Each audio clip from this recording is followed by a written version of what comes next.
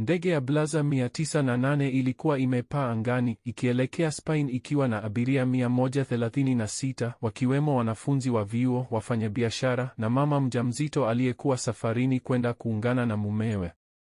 Ilikuwa saa 1:43 usiku, anga ikiwa tulivu, lakini ndani ya rubani kulikuwa na wasiwasi mkubwa. Rada ilikuwa imeonyesha hitilafu ya mfumo wa injini ya kushoto.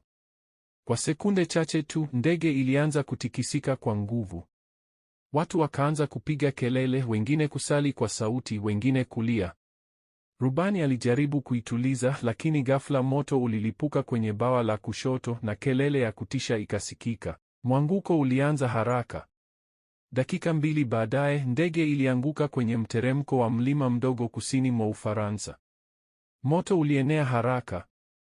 Ni watu 9 tu walionusurika, mmoja wao akiwa kijana wa miaka 22 aliyefunga mkanda wake kwa nguvu na kuokolewa na mti mkubwa uliovunja kasi ya mwanguko. Habari ya ajali ya Blazer 908 ilitikisa dunia. Ilibaki kuwa kumbukumbu ya uchungu na muujiza wa wachache walionusurika.